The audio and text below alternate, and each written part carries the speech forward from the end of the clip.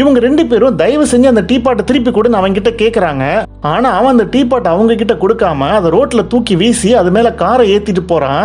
அந்த டீ பாட்டை வளைஞ்சு நெளியுது. இவங்க எல்லாம் பயந்து போய் ஓடி வந்து பாக்குறாங்க. ஆனா அதுக்குள்ள அந்த நெளிஞ்ச டீ பாட்டு தானா சரியாகுது. அது மேல ஒரு கீறல் கூட இல்ல. அதை பார்த்த ஹீரோ இது எப்படி நெளியாம இருக்கும், அதுக்கு சான்ஸே இல்லைன்னு சந்தேகப்படுறான். இப்ப 2 பேரும் பயந்து போய் அந்த டீ பாட்டை எடுத்துக்கிட்டு அந்த டாக்டர் லிங்க போய் பாக்குறாங்க.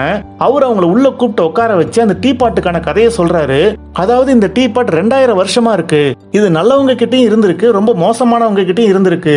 இது 1945ல ஹிட்லர் கிட்ட இருந்து ஒரு நாசி கேம்ப்ல இருந்து காணாம போச்சு.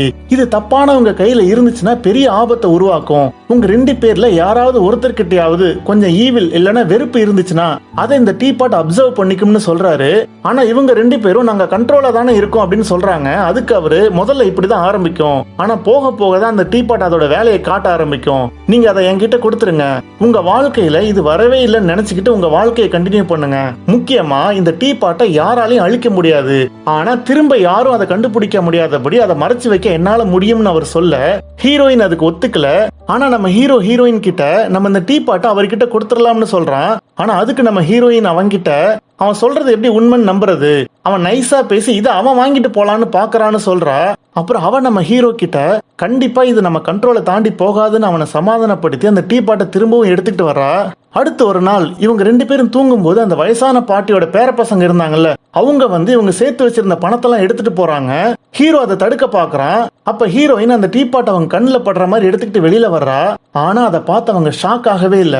உடனே ஹீரோ அவங்க கிட்ட இந்த டீ பாட் எங்க கிட்ட தான் இருக்குன்னு உங்களுக்கு தெரியுமான்னு கேட்க அதுக்கு அவங்க தெரியும், ஆனா அதோட ஓனர் இப்ப நீங்க தான், அது ரொம்ப டேஞ்சரானது, நாங்க இந்த பணத்தை மட்டும் எடுத்துட்டு போறோம், நீ புத்திசாலியா இருந்தா சீக்கிரமா அதை தூக்கி போட்டுரு, இல்லனா பெரிய பிரச்சனையாகும், பின்னாடி வந்து ஏன் அப்பவே எங்களை வார்ன் பண்ணலன்னு சொல்லாதீங்கன்னு சொல்லிட்டு போறாங்க. ஆனா இதுக்கு நடுவுல ஹீரோயின் ஓடி வந்து என் பணத்தை நீங்க எப்பறம் எடுத்துட்டு போலாம்னு சண்டை போடுறா. அவங்க இவங்க 2 பேரையும் அடிச்சு போட்டுட்டு பணத்தை எடுத்துட்டு போயிடுறாங்க. 2 பேரும் அடிபட்டு கிடக்குறாங்க. அவ எல்லா பணமும் நம்மளை விட்டு போயிடுச்சுன்னு அழ ஆரம்பிக்கிறா. நீ ஏன் அவங்களை தடுக்கலன்னு ஹீரோவை பார்த்து கத்துறா. இப்ப கட் பண்ணா 2 பேரும் மறுபடியும் அவங்களே ஹர்ட் பண்ணிக்கிட்டு பணம் சம்பாதிக்க ட்ரை பண்றாங்க.